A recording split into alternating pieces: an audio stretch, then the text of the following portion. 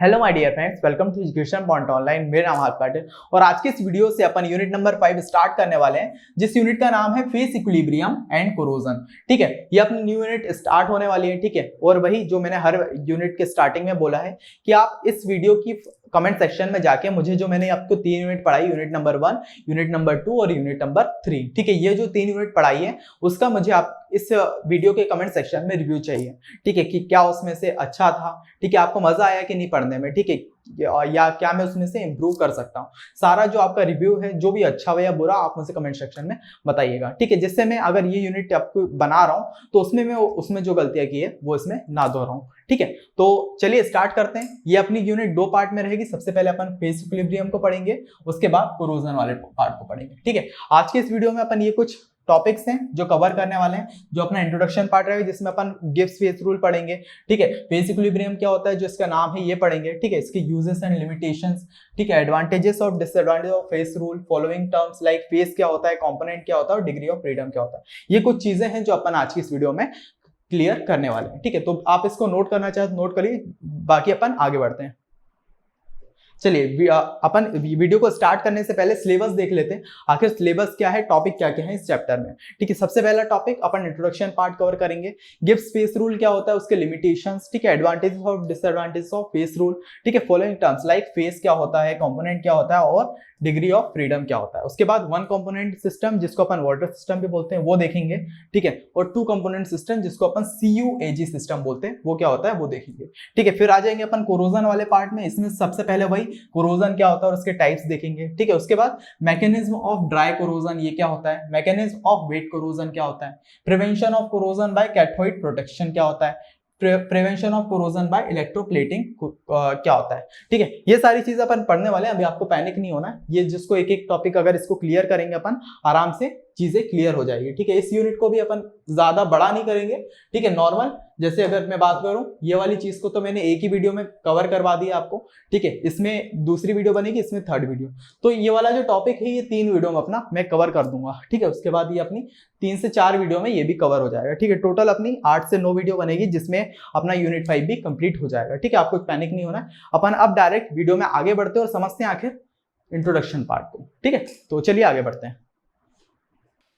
चलिए सबसे पहले अपन फेस इक्विलिब्रियम ही समझ लेते हैं, आखिर फेस इक्विलिब्रियम होता क्या है। ठीक है, जो इस चैप्टर का नाम भी है। ठीक है, इक्विलिब्रियम अपन ने 11th क्लास में एक चैप्टर था, ठीक है, इक्विलिब्रियम नाम से, उसमें आपको समझ में आया होगा। ठीक है, किसी भी चीज को इक्वल करना, चाहे वो प्रेशर कांस्टेंट टेम्परेचर को, दोनों को इक्वल कर देंगे, जिससे क्या होता है, जो अपने फेजेस हैं, जैसे अगर सॉलिड, लिक्विड और गैस, वो चेंज नहीं होंगे। ठीक है, अभी आपको जो मैंने समझा उसमें क्लियर नहीं हो, पर जो डेफिनेशन मैंने लिखी है उससे आपको बहुत से क्लियर हो। जैसे face equilibrium means different form of a substance like solid, liquid और गैस। ठीक है, जो अपनी सॉलिड, लिक्विड और गैस है, can all hang out together without changing. ठीक है, दोनों मतलब बिना चेंज हुए एक साथ रह सकती है, उस वाले को बोलते हैं अपन फेस इक्विलिब्रियम। अब ये क्या बोला भैया ने, ठीक है, मैं आपको एक एग्जांपल, शायद मेरे पास, हाँ, ये बेस्ट एग्जांपल है फेस इक्विलिब्रियम का। जैसे क्या है कि ये जो एक अपने पास कंटेनर है, ठीक है, इसमें एक कांस्टेंट प्रेशर पे और एक कांस्टेंट टेम्परेचर पे, ठीक है, एक कांस्टेंट प्रेशर पे और एक कांस्टेंट टेम्परेचर पे।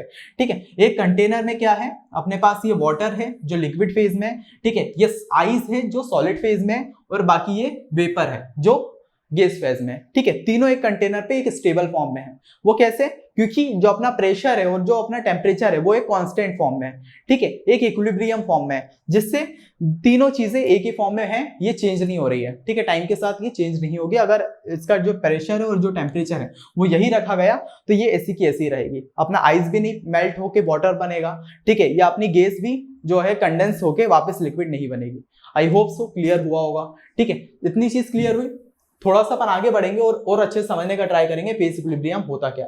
ठीक है, वापस अपने फेस इक्विलिब्रियम पे आते हैं। जैसे face equilibrium means different form of substance like solid, liquid, gas can hang out, साथ में हैंग आउट का मतलब साथ में मिलना। ठीक है, hang out together without changing as long as the temperature and pressure stay the same यानी कि कांस्टेंट।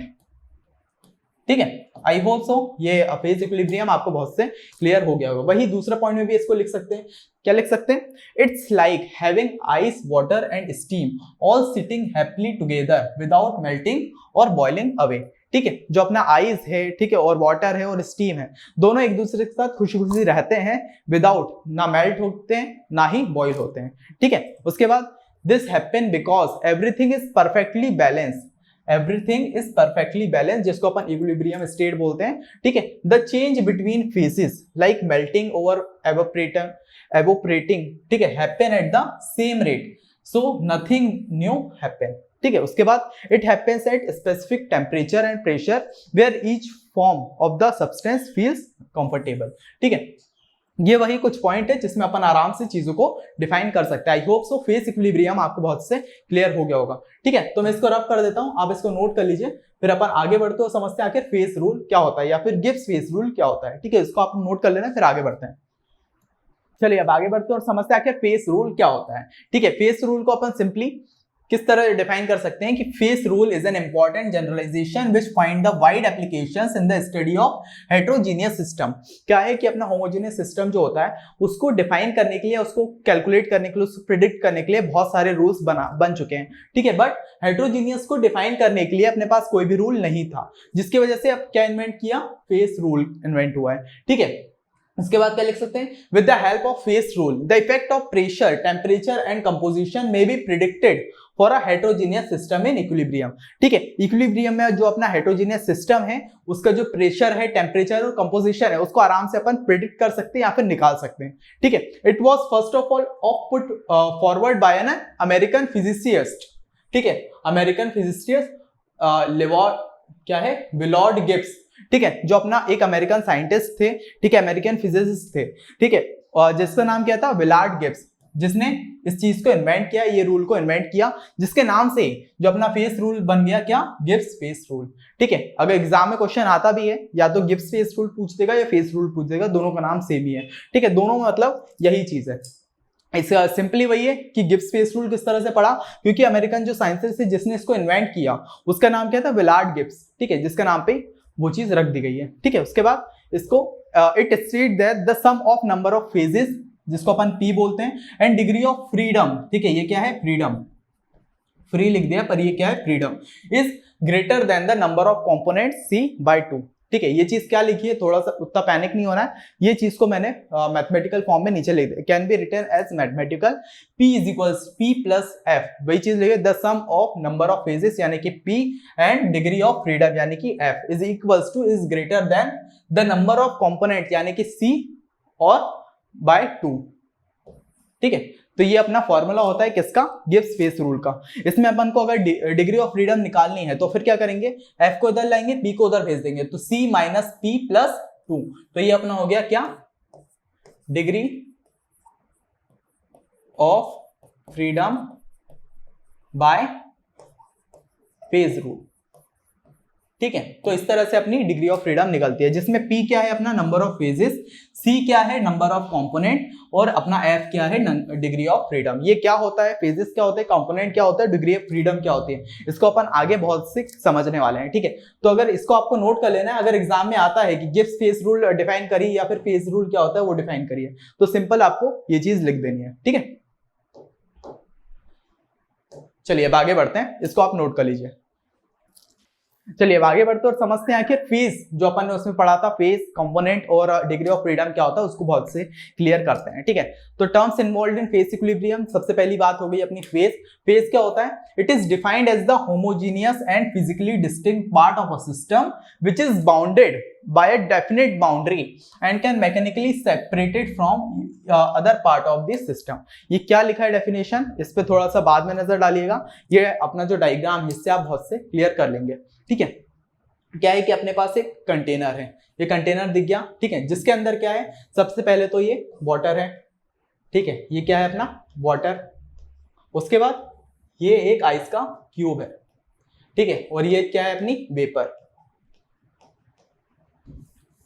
फेज क्या होता है, define at the homogeneous and physically distinct, मतलब देखिएगा ये कंटेनर है जिसमें अपन को वेपर आराम से फिजिकली दिख रही है, उसके बाद या वाटर भी अपने को आराम से फिजिकली दिख रहा है और अपना आइस भी जो अपना क्यूब है वो भी आराम से फिजिकली दिख रहा है। तो वही है, it is defined as the homogeneous and physically distinct part of a system which is bounded by a definite boundary and mechanically separable from other part of the system. Mechanically separable मतलब ये देखिए, जो अपना vapour है ये water और जो अपना सॉलिड है इससे अलग है, ठीक है, सेपरेबल है। उसके बाद अगर इसकी किसकी वाटर की बात करें, मतलब लिक्विड की बात करें, तो क्या है, ये आइस से सेपरेबल है, मतलब अलग से दिख रहा है, ठीक है। उसके बाद अगर आइस की बात करें तो ये भी उसमें मेल्ट नहीं हुआ है, ठीक है, वाटर में अलग से दिख रहा है, तो वही चीज लिखी है, and mechanically separable from the other part of the water. ये स्टेट कब आती है, ये एक ट्रिपल पॉइंट है, ठीक है। क्या होता है ट्रिपल पॉइंट, जब अपन वाटर वन कंपोनेंट सिस्टम जब पढ़ेंगे अपन को ये ट्रिपल पॉइंट समझ में आएगा, जिसमें क्या होता है, जो अपना प्रेशर होता है, जो टेम्परेचर होता है,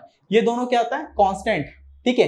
एक इसको कांस्टेंट प्रेशर पे, प्रेशर और टेम्परेचर जब कांस्टेंट हो जाता है तो ये चीज होती है जिसमें अपनी जो वेपर है वो कंडेंस होकर वापस वाटर में नहीं जाती है, ठीक है। वाटर जो है अपना वो एक स्टेट पे रहता है और जो अपनी आइस है वो भी मेल्ट नहीं होती है वाटर में, ठीक है। इसके लिए एक ट्रिपल पॉइंट होता है जिसमें एक कांस्टेंट प्रेशर रखना पड़ता है, कांस्टेंट टेम्परेचर रखना पड़ता है, जिसके बाद ये स्टेट आती है। इसको अपन आगे पढ़ेंगे, पर जो अपना फेस है ये इससे ही अपन को समझ में आ गया होगा, ठीक है, कि होमोजेनियस फिजिकली डिस्टिंक्ट मतलब तीनों चीज आराम से एक कंटेनर में दिख रही है, वेपर अलग दिख रही है, वाटर अलग दिख रहा है और आइस अलग दिख रही है। उसके बाद विच is bounded by mechanical separable, mechanically separable मतलब अलग अलग हैं ये लोग, आइस भी अलग है और अपना वेपर भी अलग है और वाटर भी अलग है।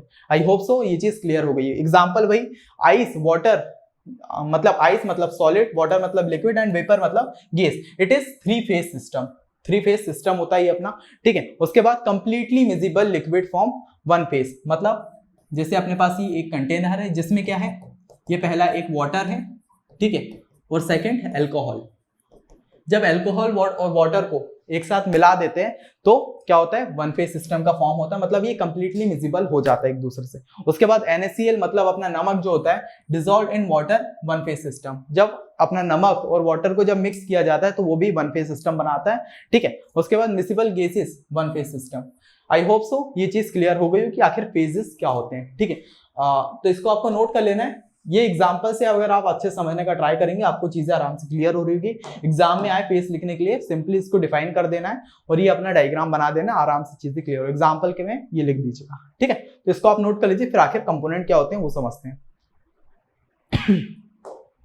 चलिए अब आगे बढ़ते और समझते हैं आखिर कंपोनेंट्स क्या होते हैं, ठीक है। Components, the number of components may be defined as the minimum number of required chemical constitute using which composition of all phases can be defined, ठीक है।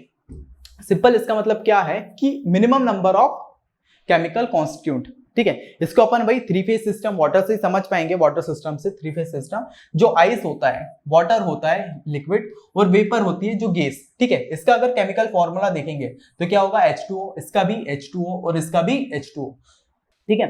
अब क्या होता है कि इसका अगर केमिकल कॉन्स्टिट्यूएंट निकालेंगे तो तीनों का जो वाटर का फॉर्मूला होता है वो क्या है, H2O, ठीक है। तो इसका मिनिमम कॉन्स्टिट्यूएंट क्या होगा, H2O, यानी कि एक, ठीक है। तो वही चीज, the number of components may be defined as the minimum number of required chemical constitute using which composition of all phases can be defined. अपन H2O से ये तीनों स्टेट को आराम से डिफाइन कर सकते हैं। आइस को भी अपन H2O से डिफाइन कर सकते हैं, वाटर को अपन H2O से डिफाइन कर सकते हैं और वेपर जो है उसको भी अपन H2O से डिफाइन कर सकते हैं, ठीक है। तो वही चीज जो ये कंपोनेंट्स कह रहा है, ठीक है। आई होप सो कंपोनेंट्स क्या होता है ये भी बहुत से क्लियर हो गया, ठीक है। सिंपल आपको नोट कर लेना है, फिर अपन आगे बढ़ते और समझते हैं कि डिग्री ऑफ फ्रीडम क्या होता है, ठीक है। तो चलिए आगे बढ़ते और समझते हैं कि डिग्री ऑफ फ्रीडम क्या होता है, ठीक है। Degree of freedom, the degree of freedom may be defined as the minimum number of variable P, T and C। P का मतलब प्रेशर, T का मतलब टेम्परेचर और C का मतलब component, which has been specified to describe all the phases of the system, ठीक है। जैसे अगर सिंपली बात करें तो अगर डिग्री ऑफ फ्रीडम की वैल्यू 0 है तो मतलब वो नॉन वेरिएंट है, मतलब कोई भी जो अपना वेरिएबल्स हैं जैसे होगा P, T या फिर C, इनमें कोई भी चेंज नहीं होगा, ठीक है। उसके बाद अगर F की वैल्यू जो अपना डिग्री ऑफ फ्रीडम है उसकी वैल्यू 1 है तो वो मोनोवेरिएंट है, जिसमें एक कंपोनेंट को अपन एक वेरिएबल को आराम से चेंज कर सकते हैं। उसके बाद अगर F की वैल्यू डिग्री ऑफ फ्रीडम की वैल्यू 2 है तो मतलब वो बाई वेरिएंट है, जिसकी दो वेरिएबल को अपन आराम से चेंज कर सकते हैं, ठीक है। वेरिएबल मतलब P का मतलब होता है अपना प्रेशर, वही जो बताया, T का मतलब टेम्परेचर और C का मतलब component, without disturbing by the equilibrium. I hope so degree of freedom आराम से क्लियर हो गया। जब अपन वाटर सिस्टम पढ़ेंगे, वन कंपोनेंट सिस्टम पढ़ेंगे, तब अपन डिग्री ऑफ फ्रीडम क्या होता है, डिग्री ऑफ फ्रीडम का फॉर्मूला ये होता है F is equals to C minus P plus 2। जो अपन ने फेस रूल में देखा था, ये इसका फॉर्मूला होता है। ये वैल्यूज क्या है, ये अपन जो अपना वाटर सिस्टम पढ़ेंगे तब आपको ये बताऊंगा। अभी आपको सिंपली समझ लेना है कि आखिर अगर डिग्री ऑफ फ्रीडम लिखने को आता है तो किस तरह से अपन उसको डिफाइन कर पाएंगे, ये क्या होता है, इसका फॉर्मूला क्या होता है, ये अपन जो अपना सेकंड लेक्चर रहेगा उसमें आराम से समझेंगे। ठीक है, तो सिंपली आपको इसको नोट कर लेना है, फिर अपन आगे बढ़ते हैं। चलिए ये सारी चीज देख ली, अब देख लेते हैं आखिर यूजेस क्या हैं फेस रूल के, किस लिए जो अपना फेस रूल है वो आया है। ठीक है, सबसे पहले with the help of term face component and degree of freedom the face rule gives convenient basics of classification of equilibrium state of system.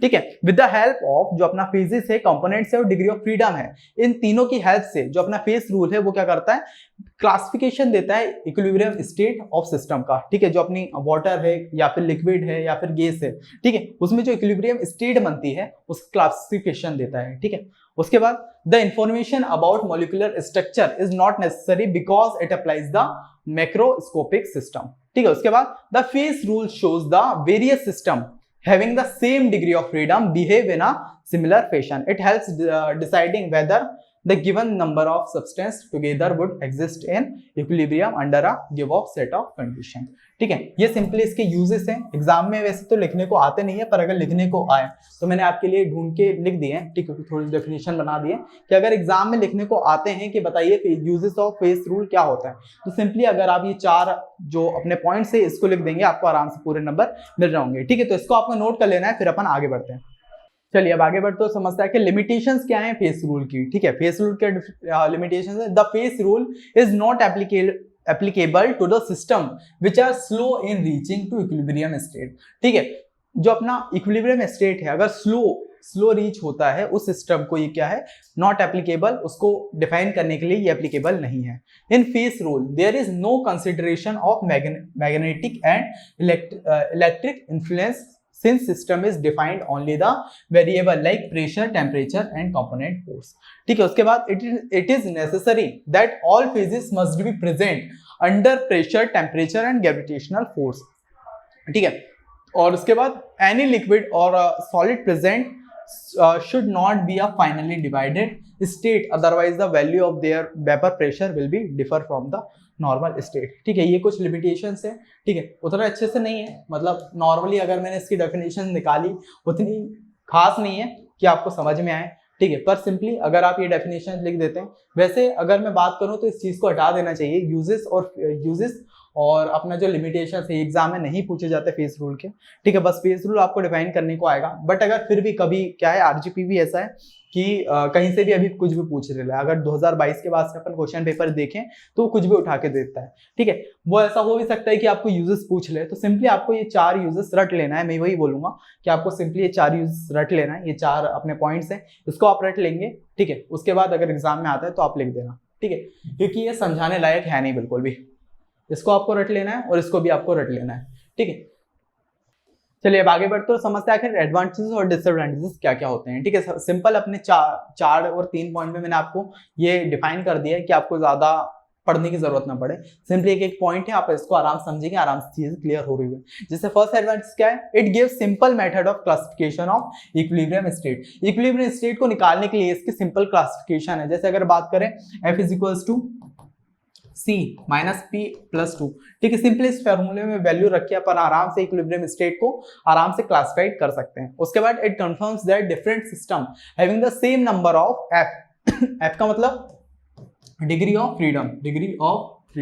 ठीक है, और behave in a same manner. उसके बाद it predict the behaviour of system when changes the variable like P यानी कि pressure, T यानी कि temperature और B नहीं, यहाँ पे C है यानी कि कंपोनेंट। अगर इन तीनों को चेंज किया जाता है, उनको बिहेवियर को आराम से क्या कर सकते हैं अपन, प्रिडिक्ट कर सकते हैं। उसके बाद इट इज एप्लीकेबल फिजिकल में भी और केमिकल में भी। ठीक है, फिजिकल रिएक्शन और केमिकल रिएक्शन आराम से एप्लीकेबल है फेस रूल के द्वारा। ठीक है, उसके बाद इसके क्या क्या डिसएडवांटेज है, it is applicable to the heterogeneous system. ये हेटेरोजेनियस सिस्टम ही एप्लीकेबल है, होमोजेनियस इससे नहीं निकल पाता। ठीक है, उसके बाद it is influenced by temperature, pressure and component. ये किससे, इन्फ्लुएंस किससे होते हैं? टेम्परेचर, प्रेशर और कॉम्पोजिशन से, इसके अलावा किसी से भी ये इन्फ्लुएंस नहीं होंगे। ठीक है, उसके बाद it does not consider electric and magnetic influence. ठीक है, ये इलेक्ट्रिक और मैग्नेटिक इन्फ्लुएंस से कंसिडर या फिर इसको नहीं निकाल सकते। ठीक है, आई होप सो अपना एडवांटेजेस और डिसएडवांटेजेस ऑफ फेस रूल आराम से क्लियर हो गया होगा। ठीक है, तो अपन को इसको भी आराम से नोट कर लेना है, एग्जाम में आता है लिखने को, सिंपली ये चीज लिख देंगे, आपको पूरे नंबर मिल रहे होंगे। ठीक है, तो इसको आप नोट कर लीजिए, फिर अपन आगे बढ़ते हैं। तो इसी के साथ आज के इस लेक्चर को ही कंप्लीट करते हैं। वीडियो लेक्चर कैसा लगा मुझे कमेंट में जरूर बताना। ठीक है, आपके जो भी डाउट्स हो वो आप कमेंट सेक्शन में मुझे बता सकते हैं। और जो मैंने स्टार्टिंग में कहा था कि अपना न्यू यूनिट है, यूनिट का फर्स्ट लेक्चर है। ठीक है, और इसमें आपने मेरे से यूनिट नंबर 1 पढ़ा, यूनिट नंबर 2 पढ़ा है और यूनिट नंबर 3 पढ़ा। इसमें से आपका क्या रिव्यू रहा वो मुझे आप इस कमेंट सेक्शन में, इस वीडियो कमेंट सेक्शन में आप बताइएगा, जिससे मैं ये जो प्लेलिस्ट बना रहा हूँ यूनिट नंबर 5 की, इसको मैं इंप्रूव कर पाऊँ। ठीक है, आप उससे सीख के। ठीक है, तो इसी के साथ आगे बढ़ते हैं। और ये अपने कुछ फ्री कोर्सेज हैं, अगर आपकी सेम में ये सब्जेक्ट्स हैं तो आप चेकआउट कर सकते हैं। केमिस्ट्री की मैंने आपका आराम से 3 यूनिट करा दिए, 4th अब 5th यूनिट अपनी चल रही है, कंटिन्यू है। उसके बाद इंजीनियरिंग केमिस्ट्री, इसकी भी अपनी 2 यूनिट कंप्लीट करा दिए। बेसिक मैकेनिकल इंजीनियरिंग, इसकी भी इरफान भैया 3 यूनिट करा दिए, 2 यूनिट के अपने इंपॉर्टेंट क्वेश्चन दे दिए। बेसिक कंप्यूटर इंजीनियरिंग, इसकी भी 2 यूनिट हो चुकी है या 2nd यूनिट अभी चल रही है। ठीक है, उसका बेसिक इलेक्ट्रिकल इंजीनियरिंग, इसकी भी 2nd यूनिट अभी कंटिन्यू है। ठीक है, और बाकी अपने कुछ पेड कोर्सेज अगर आपके सेम में हो, M1 M2 EG और बेसिक सिविल इंजीनियरिंग मैकेनिक्स, तो आप आराम से ऐप को चेकआउट करिएगा। वहां पे आपको डिस्क्रिप्शन में ऐप का लिंक मिल जाएगा। इन सब के प्राइस 799 है। ठीक है, आपको अगर थोड़ी सी दिक्कत आती है, कॉलेज के प्रोफेसर समझा रहे हैं, उन चीजें क्लियर नहीं हो रही या फिर आपकी बैक्स लगे, क्योंकि इन सब्जेक्ट में लगती है, जो अपने ये 4 सब्जेक्ट, ये 4 भी नहीं, ये जो 3 सब्जेक्ट आपके दिख रहे हैं, हर बच्चे की इसमें बैक लगती है। अगर आपकी थोड़ी सी भी दिक्कत है, यार 1 महीने बचा है, 2 महीने बचा है, अब मेरे को कहीं और से तो मैं पढ़ नहीं सकता, प्रोफेसर से आके पूछ के, तो आपको आराम से सिंपली ये बैच लेना है और पढ़ना स्टार्ट करना है। ठीक है, और इन सब्जेक्ट में वही है, इन सब्जेक्ट में मैंने पहली कुछ वीडियो बनाई है, उसमें भी ये बताया है कि ये सब्जेक्ट आपको लास्ट में कितना भी कुछ कर लीजिए, अगर आप लास्ट का 1 महीना भी है तब भी आपसे ये सब्जेक्ट नहीं निकलना है, क्योंकि इस सब्जेक्ट में इतने सारे कॉन्सेप्ट, इतनी सारी चीजें हैं कि आपको ये फंसा देते हैं हर उसमें जाके। ठीक है, तो सिंपली आपको जब स्टार्टिंग हो रही है अपनी सैम की, अगर आपको लगता है कि कॉलेज के प्रोफेसर समझा रहे हो, चीजें क्लियर नहीं हो रही, सिंपली आपको बैच लेके, ज्यादा भी प्राइस नहीं है, 799 प्राइस है, आपको लेके सिंपली पढ़ना स्टार्ट करना है। अगर ऐसा भी नहीं है कि वो है, आप सिंपली क्या करेंगे, ऐप डाउनलोड करेंगे, उसमें आपको डेमो लेक्चर्स मिल जाएंगे, डेमो लेक्चर्स पढ़ेंगे आप, डिफरेंशिएशन इंटीग्रेशन की देखिएगा। अगर आपको चीजें क्लियर हो रही है, समझ में आ रहा है, तो आप आराम से लेके पढ़िएगा, या फिर अगर इसका रिव्यू लेना चाहे तो अपने सीनियर से लेके भी पढ़ सकते हैं, क्योंकि ये वाले सब्जेक्ट ऐसे हैं, हर कोई इसमें फंसता है, तो आपके सीनियर्स ने भी यहीं से लेके ये जो M2 है, M1 है, EG है, यहाँ से ही क्लियर किया है। ठीक है, अब कोई भी डाउट हो आप आराम से चेकआउट कर सकते हैं। इन चीजों से रिलेटेड कोई भी डाउट रहता है आपको, सिंपली ये 2 नंबर दिए हैं। ठीक है, आप आराम से इन पे कॉल करके अपने डाउट्स को क्लियर कर सकते हैं। आई होप सो आज का ये वीडियो आपके लिए वर्थ इट रहा होगा। तो इसी के साथ आज के इस वीडियो को कंप्लीट करते हैं, मिलते हैं नेक्स्ट वीडियो में, तब तक के लिए बाय बाय।